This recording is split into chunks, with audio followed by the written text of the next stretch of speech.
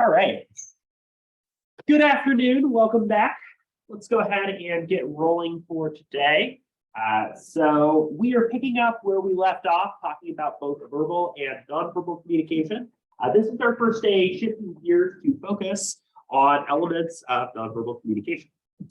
I am so happy because 2.5 years after graduating, my dissertation has finally been published in a bound form. So very excited. So we've got another practice question next to class on Monday. So if you read the sentence, let's ice, comma, Jeremy, right? You might interpret that to mean that the speaker is asking to go ice skating with Jeremy. And you know this because you know that there is a comma. If it said, let's ice Jeremy, then it might mean putting him in a freezer or putting a pack of ice on him. So the use of the comma in that sentence helps you to understand that you would be going ice skating. So the comma helping you to understand that sentence would be which rule of language? A, pragmatic, B, syntactic, C, semantic, or D, contextual. Take some time on this one. We'll talk about that together. As you're working on this, I am going to be passing around some slips of paper. You're welcome to look at it, but they will not be relevant until later in class.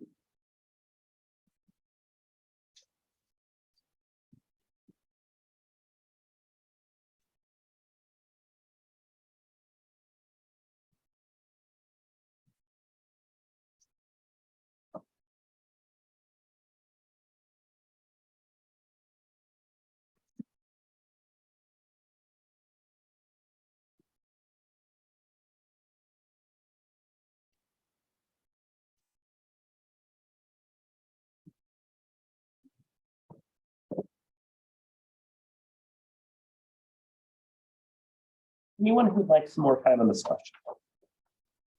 Okay, let's chat. So let's ice, comma, Jeremy. We know the punctuation. How many people believe this is A, pragmatic, B, syntactic, C, semantic, or D, contextual?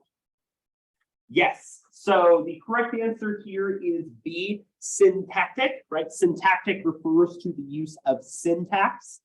The example that we looked at last class is this idea that a panda eats shoots and leaves. If we use commas, right, it'd be like walking in, eating something, shooting, and then leaving the building.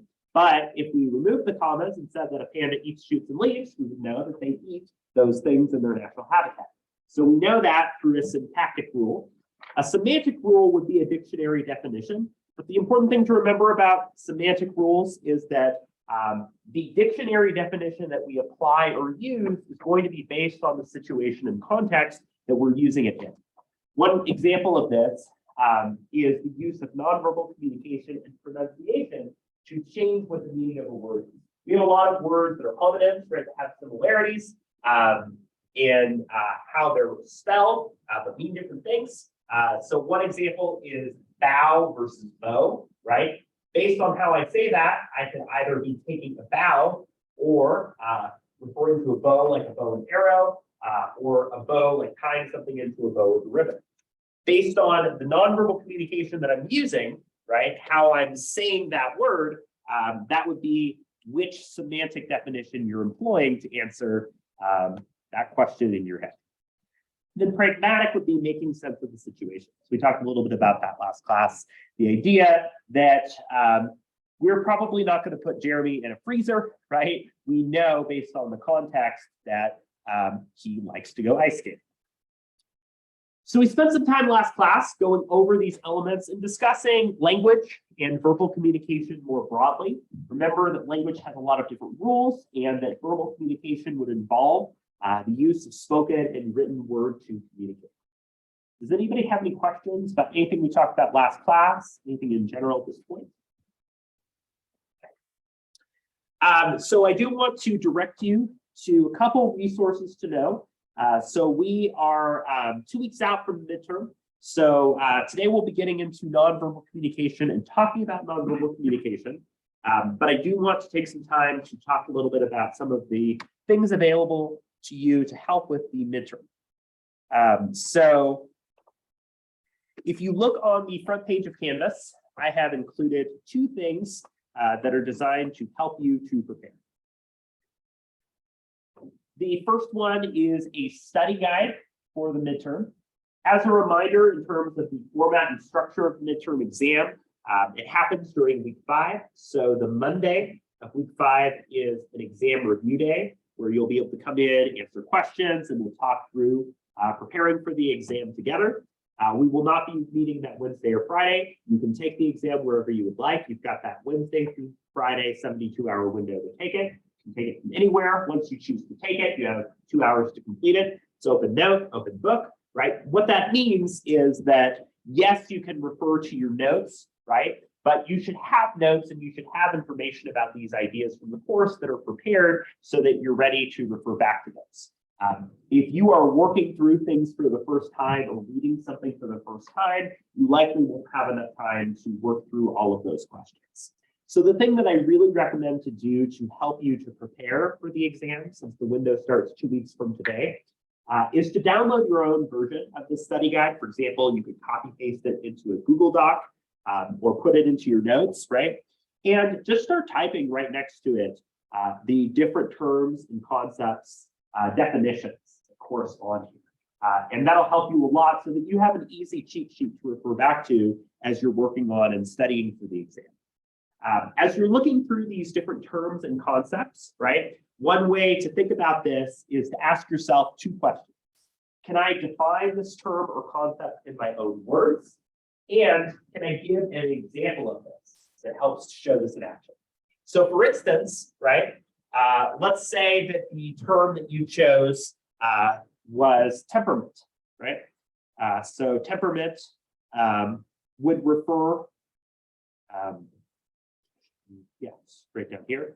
Temperament refers to one's genetic predisposition to behave in a certain way, right? One example of this could be that if your temperament means that you're more verbally aggressive, then you're more likely to interrupt somebody while they're talking, or you're more likely to dominate a conversation, right? What is the definition? What is an example of this? If you have both of those, chances are you're at a really good place to understand various terms and ideas here. These are also chronological. So they follow as we've been going through the course in these 2 columns. So you'll notice we started with some of the really basic things like the communication model, reduction theory, perception. We started to look at some of the elements of personality and so on last week. This week, we started to talk about elements of language, including the rules in language. We are looking at nonverbal communication for today. And then next week, we'll be getting into a discussion about culture and the ways that culture impacts communication. So the things to know for next week are available there as well. And in addition to that, right, there are those PDFs of each of the week's readings. I encourage you to come into the exam having read those 4 weeks and making sure that you have some notes for yourself. I'm not going to ask you nitty-gritty questions about like examples used on specific pages or anything like that that would require you to memorize books. That'd be ridiculous. But I do expect coming in that you've given the book a look through those chapters and might ask you questions that are relevant to the content in there. So again, the exam is going to be half multiple choice, very similar to the ones at the beginning of class, and then half short essay. The way that I structure the short essay questions is you'll have 4 different prompts. And you'll get to choose 3 of those 4 to answer. And then the 2-hour setup, each half of the exam is weighted the same. So the multiple choice is weighted just as much as the short essay. So a really good rule of thumb is to go kind of 1 hour on each of those. Some people go faster. As you're preparing and thinking about the exam as well, I have a series of practice questions. So in addition to the ones that are available on the slides that you're always welcome to refer back to, I have a series of 5 practice questions that you can choose to take. These are not graded. You don't have to do them, but they cover material that would be on the exam. One little tip that I would give you is that often I will directly use a question or two that are on the practice exam on the actual exam. So it behooves you to look through the practice questions. You can take the practice questions as much as you'd like. You can retake them. You'll be able to see the correct answers to those. And then at the bottom here, I have examples of 2 practice short essay questions. That gives you a very good sense of the types of short essay questions you should expect to see. Think about them as a more compressed version of those Canvas prompts, right? They're not requiring as much writing. It's on-demand writing, so it's not expected to be as detailed or have many examples. But questions, for instance, about some theories we've talked about in the class, questions about the role of culture and communication that we'll be talking about next week, would be examples of various. Another thing that I like to offer to students is that if you would like to send me your practice short essay questions and the responses to those questions, I'm happy to look those over and to let you know what grade you would expect to receive for that response. So you're welcome to do that too. And then the last thing that we'll be doing is for your attendance activity on Friday, we'll be doing a practice short essay question in class as well. So again, I know that midterms and exams can be kind of scary. Sometimes they're a little bit unpredictable and you don't know what to expect, right? I like to make it as clear as possible what you should expect going in. This is not a trying to cram and regurgitate information that doesn't really help you learn or doesn't stick with you after you've taken the exam. This is more to catch the kind of long-term note-taking, understanding of material that you've been working on over the course of these last few weeks and applying and essentially showing off what you've learned. So hopefully that helps to clarify what I'm looking for and some of the resources that are available to you as you get ready for that. Any questions about the midterm study guide, any of that material? Great. Okay. I know exams can be scary. I do not want it to be scary.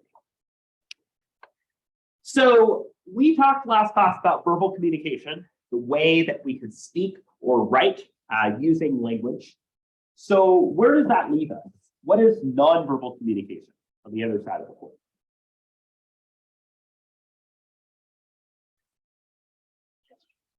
Gestures. Yes. So gestures would be a great example of nonverbal communication. What are other parts of nonverbal communication?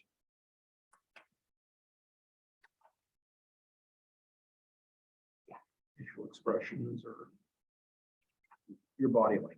Yeah. So facial expressions, body language, those things play into nonverbal communication too. Tone of voice and the way that you sound while you're speaking could also be considered nonverbal communication. Our use of space, physical proximity, fit under that definition too, right? So there's a lot of different things that cover nonverbal communication. So nonverbal communication is using communication through resources other than words, whether they're spoken or written, right? So nonverbal communication, as mentioned, could involve the use of gestures, right? Pointing at a clock so that you can pay attention to that clock.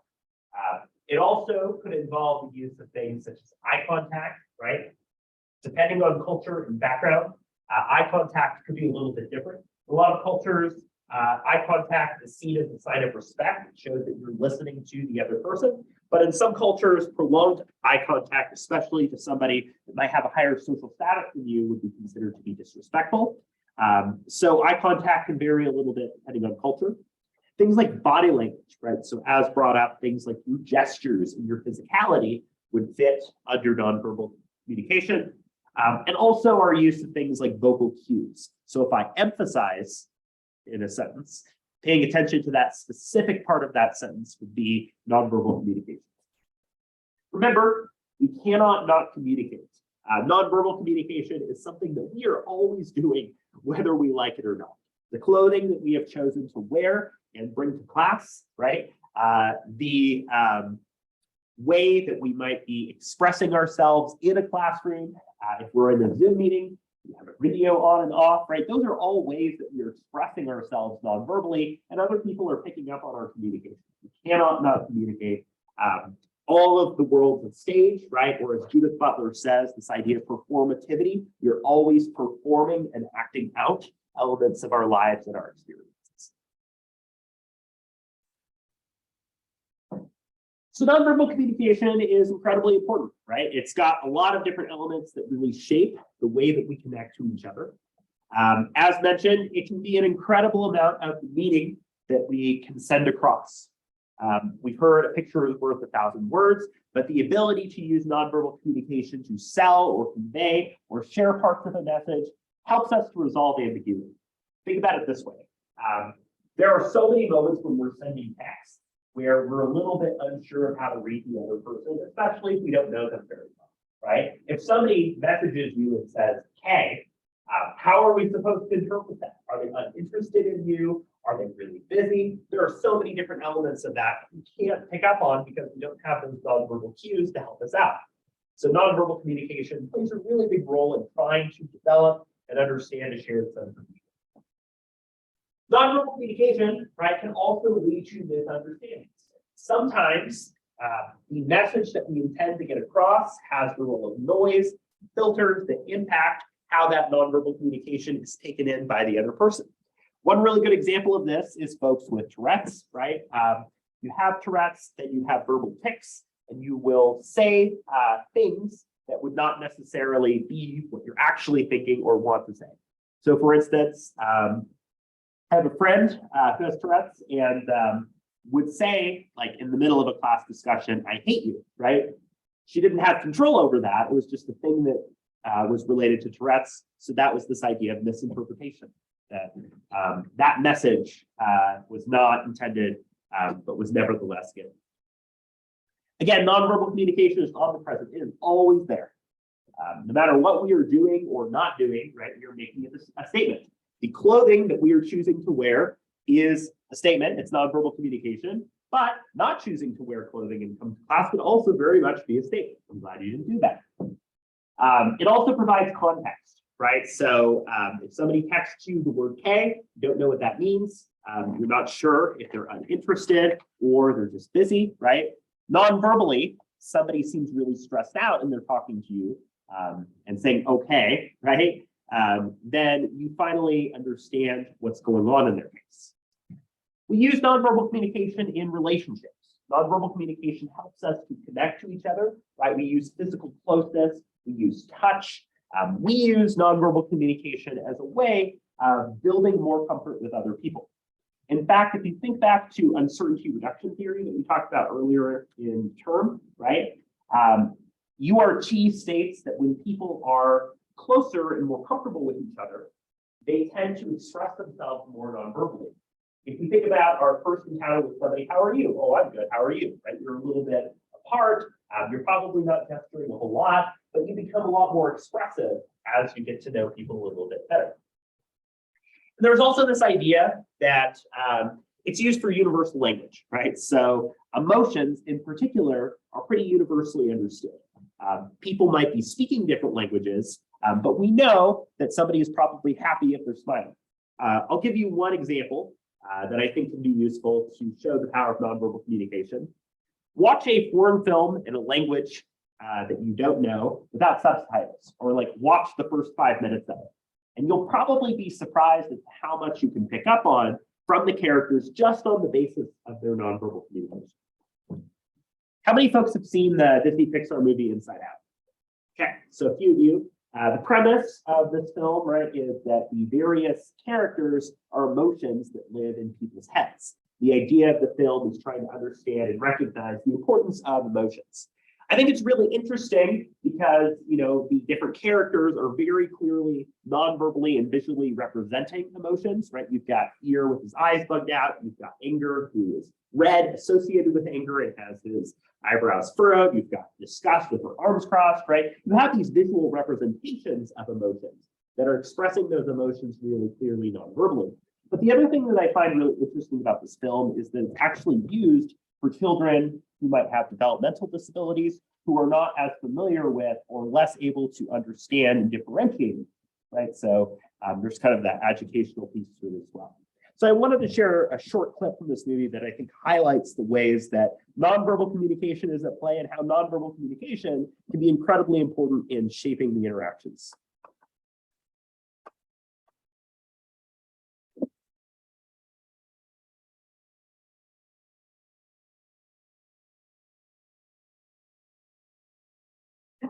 How was the first day of school? Fine, I guess. Oh, do you ever look at someone and wonder what is going on inside his head? You guys pick up on it. Something's wrong. We're going to find out what's happening. So we'll need support. Signal the husband.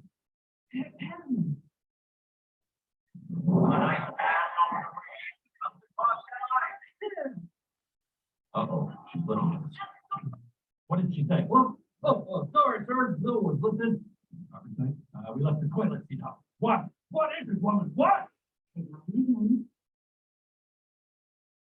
So silly example, right? Signal the husband, the way that the couple has nonverbal communication, like is gesturing or signaling, using a hem, clearing your throat as a way of drawing attention, right? And also the way the different emotions are portrayed, I think helps us to highlight and make sense of these characters in these situations through nonverbal communication. You think about this interaction between these two people, very, very little was said, but a lot was said through those nonverbal elements. So hitting on a couple of the things that you all brought up, we can sort nonverbal communication into categories. So this is relevant to this week's prompt. If you haven't started it, there are categories, which are kinds of nonverbal communication, varieties of nonverbal communication, and functions. Functions are like the little slips of paper that I gave you. They are what we use nonverbal communication for. So types are things like this. Functions are why we use nonverbal communication, or what these formats are being used to achieve. So we'll be going over these different categories: haptics, vocalics, kinesics, oculesics, and facial expressions, as well as physical appearance. So let's talk about it. So haptics is the use of touch, right? And of course, more so than other elements of nonverbal communication, the context and appropriateness of touch is incredibly important, right? Especially in the context of the past 2.5 years with COVID-19, we've been acutely aware of the importance of haptics and touch.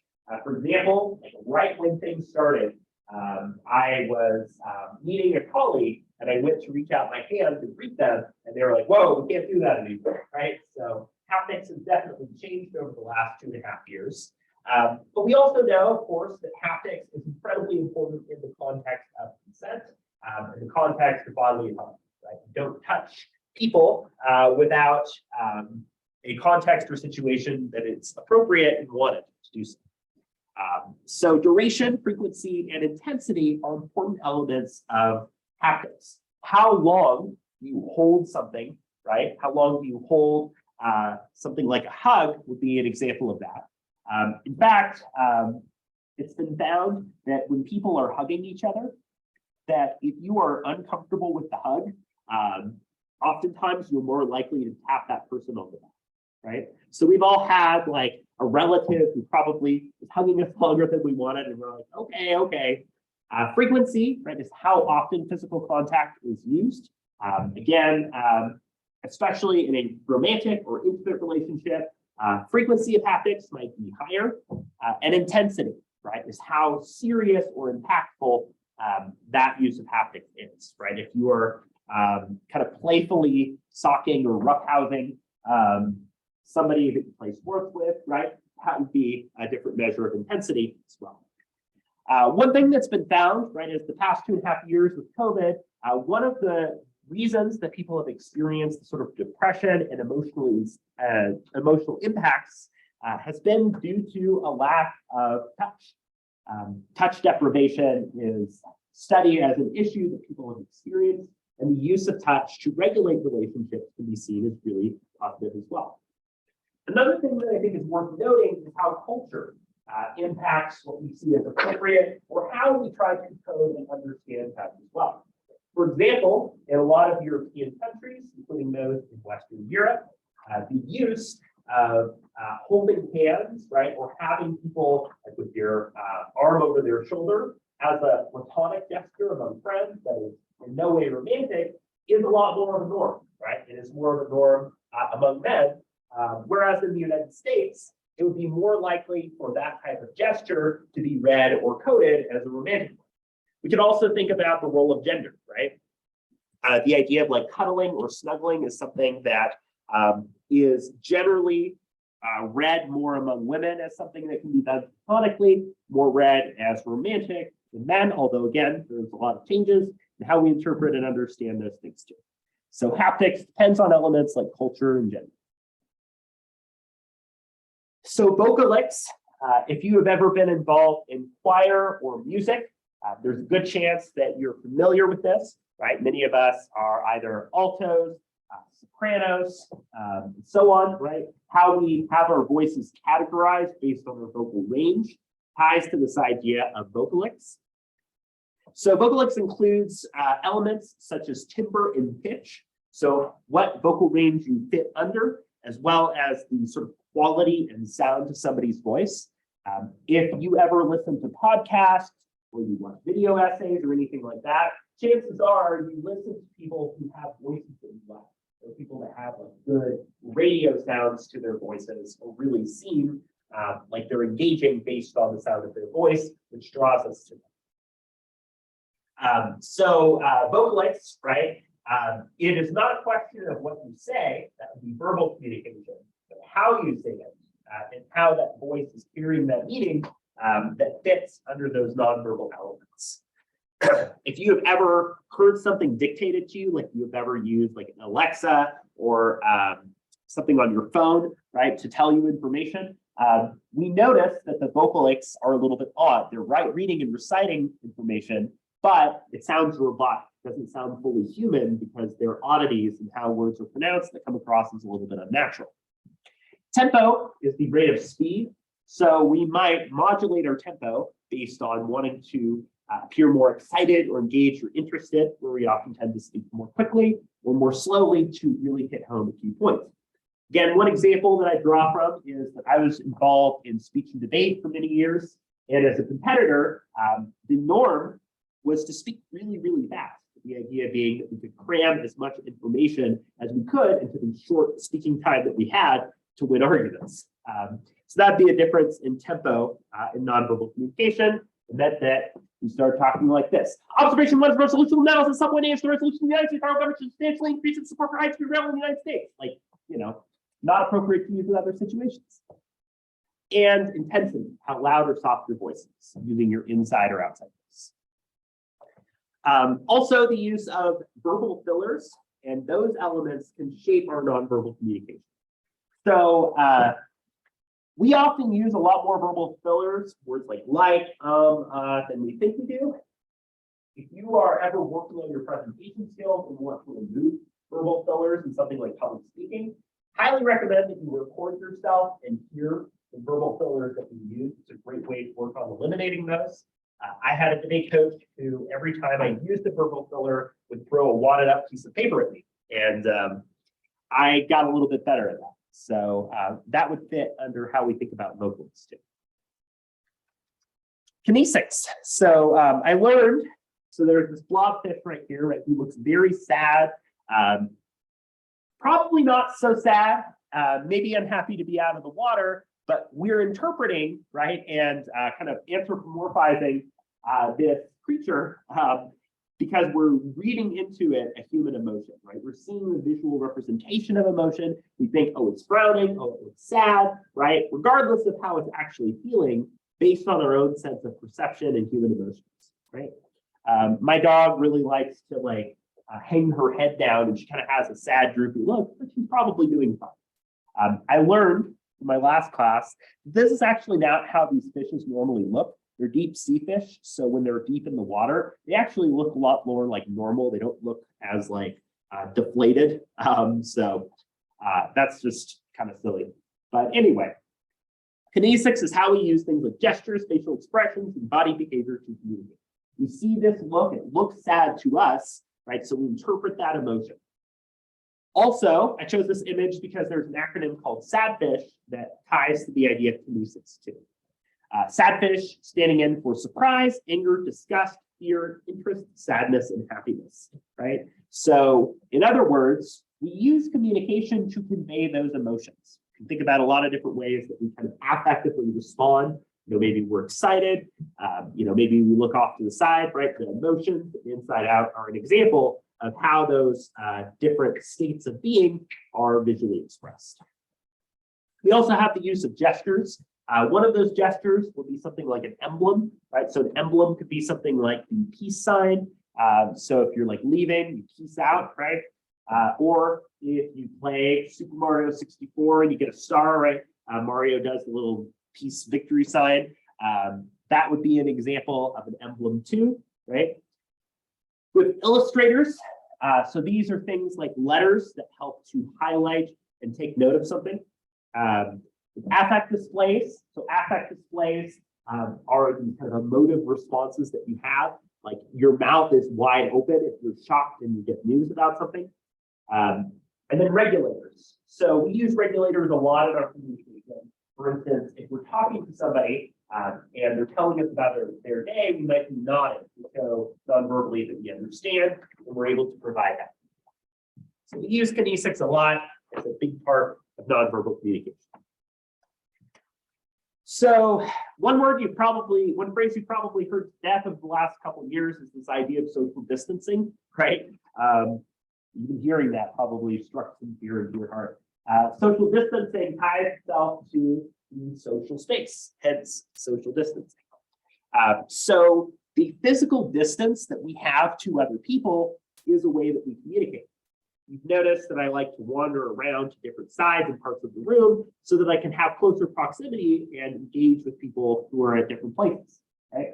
So physical distancing is an important element of how we communicate. We use an intimate space where we're very physically close to somebody else, right? And oftentimes you are in that bubble, right? So sometimes you might feel uncomfortable. Why are you standing so close to me? Why are you in my bubble? And we ask somebody to take a step back. But typically, oftentimes a close friend or family member or romantic partner, right? These are people that are in that personal, very close space. You're probably going to speak a lot quieter, and the more subtle elements of nonverbal communication become really important because the physicality to that person says a lot about your relationship. Personal space. So say you're at a party, right? And you talk to a friend at that party, that would probably be in that personal space where you're pretty close to them, but not like incredibly close, right? Moving out to the social space, again, 6 feet of social distance is within that range. So anywhere between 4 and 12 feet. If you are in a group of people, like say your team has a meeting with a coach, you're probably in the social space, right?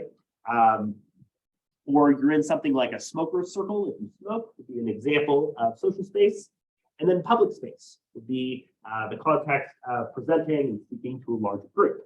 So not only does your physical proximity matter and communicate something, right? Why are you talking to me from so far away? But also how close you are to that person is going to change the way that other elements of nonverbal communication happen. Yeah. What was the first one again? Intimate space, right? So that's within this little blue circle.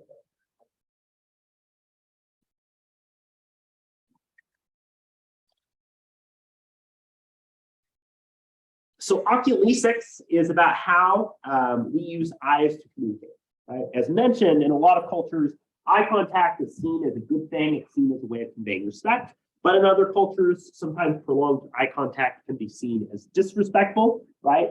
Also, there are folks, for instance, members of neurodivergent communities who find things like prolonged eye contact to be uncomfortable and overstimulating, right? So,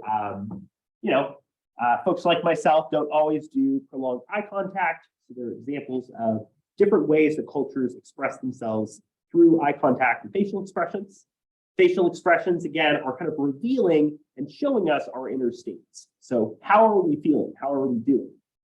Oftentimes we attribute a lot more truth to what is being presented visually than what it is that we're saying verbally, right? We're oftentimes familiar with the phrase, talk is cheap, actions speak louder than words. Those speak to the power of nonverbal communication. And then lastly, we have this idea of physical appearance. And of course, this is incredibly deeply connected. When we think about issues of gender, culture, race, and we think about inequalities and inequities related to physical appearance, right? In terms of what we consider to be ideal or normal or good physical appearance, well, media, social pressure, and so on plays a really big role in dictating what we might consider to be desirable physical appearance, right? It's culturally determined. Again, a lot of cultures approach physical appearance differently. Some cultures view having a larger frame or physique as a sign of good health. In other cultures, that's seen as something wrong or bad. But the idea here is that physical appearance is showing who we are to other people, right? So when you came to class today, you picked an outfit, you picked clothing to wear, right? And that might reveal certain things about you. For instance, music that you're interested in, activities that you like to do, clubs or groups that you're a part of, right? It also shows us how we want to present ourselves to other people. So how you're choosing to dress up for work and put on a uniform or an outfit would look very different than going to a casual party, right? So elements of physical appearance matter too. Again, we cannot not communicate our performance of our physical bodies, are things that people see, they respond to. We're walking down the halls, right? We are communicating and presenting ourselves to other people. So those are the different types of nonverbal communication. Any questions about those before we talk about functions? So again, functions are about why it is that we choose or do nonverbal communication. What is this nonverbal communication accomplishing? Each of you has an assigned function, and I'm going to ask you in just a little bit to share a sentence in which you use that function in a sentence. So the first function here is complementing, right? So you can think about something complementing or augmenting or helping something else, right? So you're having wine and cheese, they complement each other, right? The idea here is that you use nonverbal communication to help to support and affirm the message that you're getting. So in other words, right, saying you've got this while giving a thumbs up would be an example of complementing nonverbal, right? It's not saying the exact one-to-one thing, but it is communicating a similar idea and making sure the message is understood. Contradicting, right? So maybe Robert Downey Jr. is rolling his eyes at the current state of the Marvel Cinematic Universe and the movies and shows that have not been the greatest. If he's saying, oh, sounds good, or oh, these movies are great, and he's rolling his eyes, well, we're more likely to interpret the nonverbal communication as true. We're more likely to see that he's being sarcastic, right? And that's this idea of nonverbal communication contradicting, that we say one thing, but we mean something else. And again, we are more likely to trust the nonverbal communication. We think that's what's saying the real story than the verbal communication. So if somebody says, oh, it's so great to see you, and is saying it in a sarcastic tone of voice, we're more likely to interpret that as sarcasm and be like, oh, it's great. I'm so glad that you are happy to see me. So contradicting is a big element of nonverbal communication, often used in humor and sarcasm. Repeating would be doing the exact same communication non-verbally that you're trying to express verbally, right? So rather than complimenting or helping, it's a one-to-one here. So it would be nodding your head and saying yes. And oftentimes you use that as a sort of double meaning or to make sure that you're fully being understood.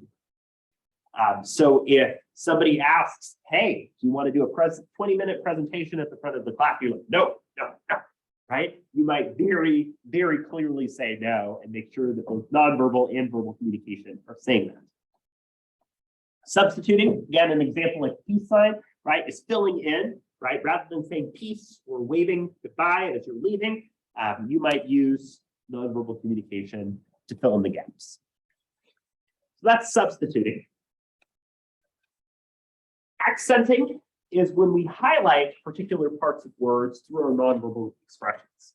So if I were to say, we have got to try this, right? I'm putting a lot of emphasis on the word got. You'll notice that a lot of times the words that you choose to emphasize in a sentence, in many ways, change the meaning of that sentence. If I were to say, we have got to try this, it emphasized us together needing to do it, or we have got to try this, it'd be highlighting something that is available, like a piece of food to try. So accenting is incredibly important to highlight and emphasize which parts of a sentence matter. Then we have regulating, right? Regulating is a way that we manage our communication relationship with other people. For instance, we might use haptics and tap somebody on the shoulder to greet them. We might, tap our wrist to indicate that we need to go. You might zip up your backpack because we're about to leave, right? You are managing a relationship, flagging somebody down to say hello, trying to gesture somebody to leave, right? Managing a relationship and managing your communication, nonverbal communication would be regulated. So what I'd like you to do now is using that slip of paper that has one of those 6 functions, I want you to develop a sentence, and you can either type and email it to me or write and turn it in. Develop a sentence in which the function of nonverbal communication that you've chosen or you've been assigned is being used, and prepare to share your sentence with the class and show us that nonverbal communication in action.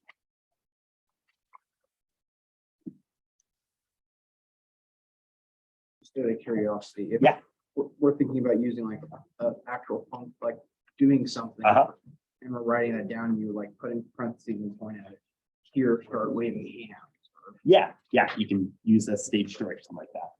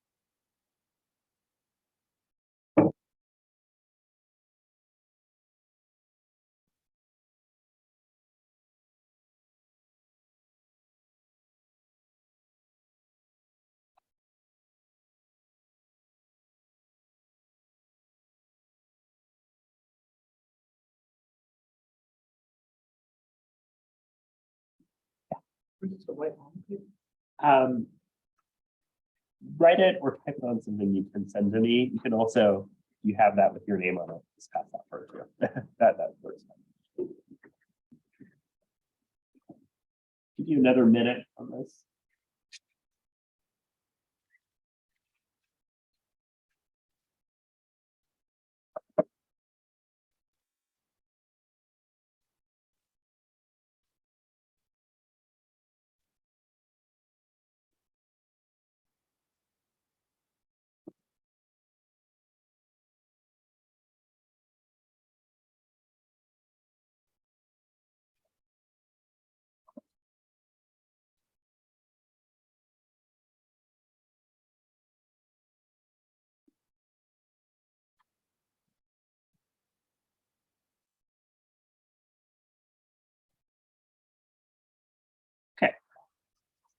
So I'd like us to go around and have you share your sentence and whatever nonverbal communication expression that you chose.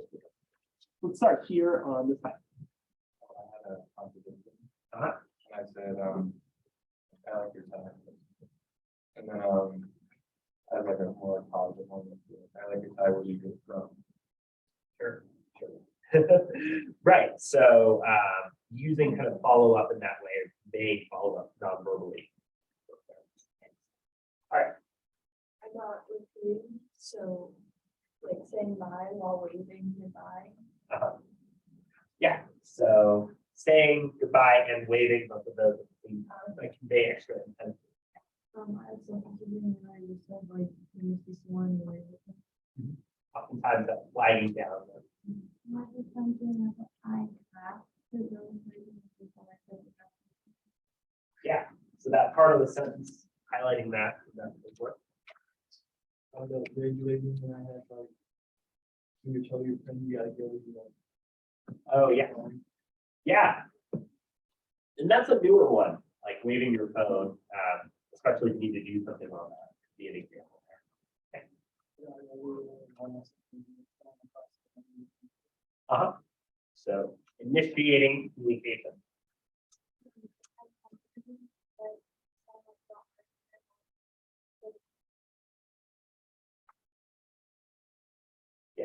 Don't worry about it, right? Like trying to convey that openness on the. I had substituting, and I said, like after a couple days over, like. Sometimes it's a little bit awkward to just say, okay, goodbye, right? Waving nonverbal communication makes it easier. Or sometimes you do the awkward thing where you wave goodbye to somebody, but it turns out you're both walking in the same direction, right? Nonverbal communication at play there too. I had contradicting, I said, I've missed school so much. Yeah, and sarcasm there. I had a complimenting and I said like when someone makes a gesture like things, it's a really affirmation. Yeah, right. A wink or something that like is a bit more subtle in a lot of those interactions can convey meaning that not everybody gets. I was repeating and basically I just said, I'm going to repeat this number to you. Yeah. I had complimented you and said, I really like your shirt. That's not how I do it. Yeah. So, you know, we see that in your emotion too as a method of confirming essentially that that's what you. I have regulating and like waving goodbye. Mhm. Actually, I had children. Okay. So, kind of sarcastic. Right. So, you know, little cues like that can definitely be used there. Mine was accenting. I went with Elmer Fudd when he's saying he can't go at it, stomping his feet. Right. So a lot of times, right, in animation, like you saw, right, or like Looney Tunes, right, they have this very exaggerated nonverbal communication, like these very vivid examples, or like, you know how like characters will like literally their eyes will like bug out or pop out of their heads, or like, you know, there's the way that nonverbal communication is a lot more elastic and exaggerated that we see in animation. So I had complimenting, I said, using a whistle to compliment someone's appearance. Yeah. So, like, I think you look good today, and maybe do a suggestive whistle on it. Yeah, which, you know, could be wanted or unwanted, especially depending on the context, right? So context matters there, but right, how we use nonverbal communication in situations like that is a great example of all of these different functions in action. So I appreciated your examples here. Again, we use these a lot without thinking about it, and aligning our functions with the types of nonverbal communication effectively helps us be better communicators. We talked about those elements of nonverbal communication along with those functions. Hopefully that is useful for you as you look at today's or this week's Canvas prompt. On Friday, we'll be comparing verbal and nonverbal communication, doing one of those practice short essay questions, and looking more at the nitty-gritty of these elements. So please either email or pass forward your attendance work for today. Have a great rest of your day. And I'll see you on Friday. I apologize, your plan was to use this. Oh, no worries. Got it. Oh, can I get this? You can either hang on to it or throw it away. Don't forget to be if you prefer. Thanks. Yeah.